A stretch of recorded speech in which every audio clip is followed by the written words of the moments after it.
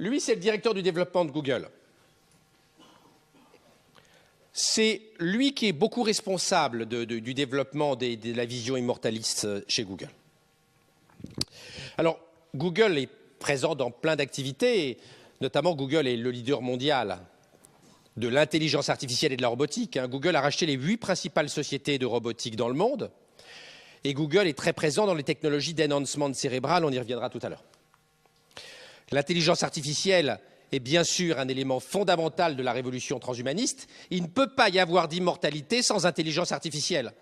Le corps est trop compliqué pour qu'un esprit humain puisse modéliser les milliards d'interactions entre toutes les molécules qui sont présentes dans une cellule. Seule une intelligence artificielle le peut. L'enhancement est bien sûr révolutionnaire, là encore. Jamais la médecine n'a voulu augmenter les capacités humaines. L'homme bionique augmenté n'a jamais été un objectif de la médecine. La loi de Moore est bien sûr le détonateur initial de tout cela, l'augmentation de la puissance informatique. Il y a 50 ans et 2 jours, et 3 jours, et 4 jours, c'était le 19 avril. Gordon Moore énonçait, le fondateur d'Intel, énonçait la loi de Moore qui veut que la puissance informatique double tous les 1 à 2 années à prix constant. La loi de Moore est jusqu'à présent toujours respectée. C'est ce qui a conduit la puissance informatique des ordinateurs à passer de 1000 opérations par seconde en 50 à 1 million en 64, 1 milliard en 86, 1000 milliards en 97, 1 million de milliards en 2007. Aujourd'hui, l'ordinateur le plus puissant du monde fait 33 millions de milliards d'opérations par seconde, 1 milliard de milliards en 2018, 1000 milliards de milliards en 2029 et 1 million de milliards vers 2040. Cette puissance informatique change tout dans la lutte contre la mort, mais aussi dans la robotisation et dans plein de secteurs d'activité, vous le savez bien. L'explosion de la puissance informatique conduit à une explosion de l'intelligence. Le fait majeur du XXIe siècle, ce n'est pas la mort de la mort, c'est le fait que l'intelligence ne vaut plus rien. Le coût de l'intelligence en 2100 sera nul, quasi nul. Quasi nul. Même lorsque la loi de Moore sera en fin de course. Nos neurones ont 550 millions d'années. 550 millions d'années. Les premiers neurones, c'est un petit peu avant l'ère du Cambrien, avant l'ère des trilobites. Le transistor a 60 ans. Bien sûr, le transistor n'a pas encore dépassé le neurone, mais que de chemin parcouru en 60 ans. Le transistor électronique est 10 millions de fois plus jeune que le neurone, mais il galope beaucoup plus vite. Entre l'ENIAC, le premier ordinateur fondé par le génial Turing, et le TN2, le gap en 60 ans est absolument inouï. L'intelligence artificielle est là. Aujourd'hui, il s'agit d'intelligence artificielle dite faible, par opposition à l'intelligence artificielle forte qui aurait conscience d'elle-même. Aujourd'hui, l'intelligence artificielle n'a pas conscience d'elle-même, mais elle fait déjà des choses que l'on imaginait impensables. Watson, le système expert d'IBM, analyse en quelques minutes un volume de documents qu'un médecin mettrait 37 ans, jour et nuit, pour simplement lire. Récemment, sur une analyse génétique complexe sur la protéine P53, Watson a fait ça en effectivement quelques minutes et il aurait fallu simplement pour lire les papiers 37 ans, jour et nuit à un cancérologue.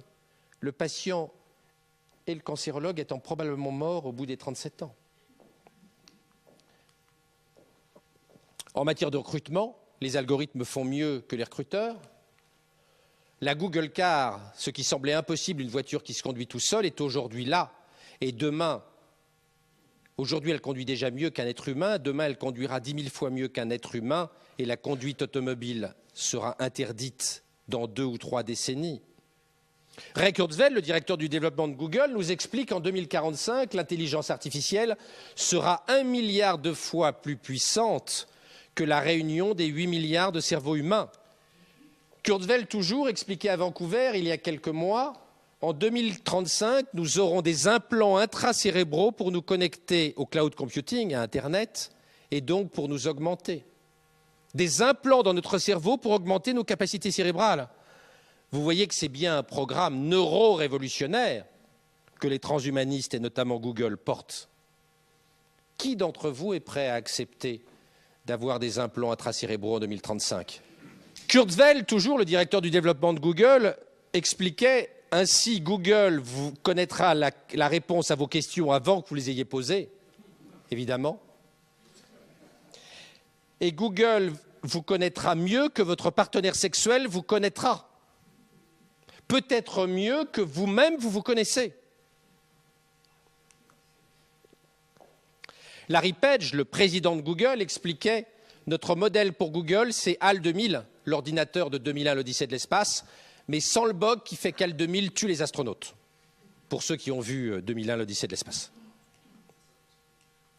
Sergey Brin, le cofondateur et copropriétaire de Google, expliquait il y a 3 semaines « Nous allons faire des machines qui raisonnent, qui pensent et qui font les choses mieux que les êtres humains ne peuvent le faire. »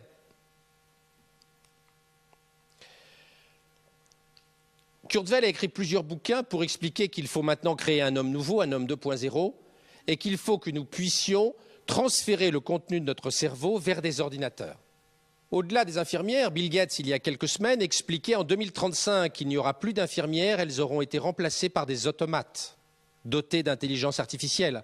Et Bill Gates, qui est loin d'être un crétin et loin d'être un rigolo, disait « Je suis affolé que le monde du travail et les politiques ne réfléchissent pas aux conséquences de la fusion de la robotique et de l'intelligence artificielle qui vont être dévastateurs pour le monde du travail. » Larry Page, le président de Google, expliquait dans le Financial Times le 28 octobre dernier, je vous invite à regarder son interview, que 9 emplois sur 10 étaient gravement menacés par l'intelligence artificielle dans les années qui viennent. De la même façon, Bill Gates, sous une forme moins poétique, a expliqué le mois dernier « Je ne comprends pas que les gens n'aient pas peur de l'intelligence artificielle. Il n'est pas impossible que les générations qui viennent doivent faire un arbitrage entre continuer à mourir en interdisant l'intelligence artificielle ou au contraire développer l'intelligence artificielle pour lutter contre la mort au risque d'avoir demain une intelligence artificielle hostile. » C'est un robot dans lequel on a mis un cerveau humain, ou bien c'est un humain dans lequel on a mis un cerveau artificiel représenté par des ordinateurs plus ou moins, par des ordinateurs plus ou moins complexes. Alors, d'emblée, vous allez dire, oh, vous y allez fort. Bon. Eh bien, je dois vous dire, pour entrer dans le vif du sujet directement et de plein pied, c'est que ça a déjà été fait de manière expérimentale, c'est-à-dire les nanotechnologies, bioengineering, c'est le mot, l'informatique, et le C, c'est les sciences cognitives. Dans les sciences cognitives, il y a le cerveau, et bien sûr la question des robots. Eh bien, il y a un projet qui est ouvert, ça s'appelle Open Worm Project, c'est-à-dire le projet ouvert, il est ouvert parce que tout le monde peut y participer, les savants du monde entier participer. Open Worm, c'est un ver, Caenorhabditis elegans, qui a un génome très proche de l'homme. Oui. Eh bien, on a réussi à transposer le cerveau de ce ver, parce qu'il a un cerveau, dans un minuscule jeu de Lego. Et ce Lego bouge et réagit exactement comme le ver dans son milieu naturel. La seule chose qu'il n'ait pas réussi à faire, c'est à se reproduire, parce que jusqu'à maintenant, un Lego ne peut pas se reproduire. Voilà. Et inversement, on a pris maintenant des cafards dans lesquels on a mis des ordinateurs et minuscules, et ces cafards sont capables d'aller, par exemple, trouver des gens qui sont enfouis lors de bombardements, ou de passer à des endroits où l'homme ne peut pas passer.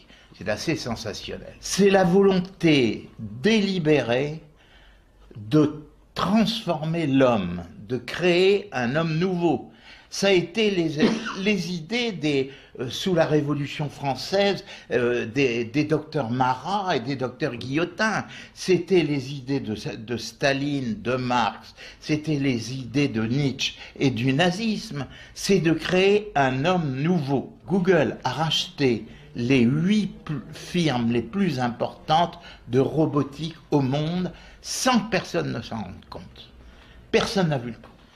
Eh bien, il s'en occupe avec le big data, ça veut dire la grande donnée, qui rassemble la totalité de ce que vous faites. C'est-à-dire que la totalité des messages que vous avez envoyés par Internet, des passages aux frontières, ou tous les voyages, tout ça, c'est collationné. On en sait plus sur vous que ce que vous en savez. Le passé leur appartient. Google a fait un coup fumant, mais vraiment fumant, c'est d'avoir racheté une firme 450 milliards de dollars. Google est devenu, de fait, la force la plus importante au monde.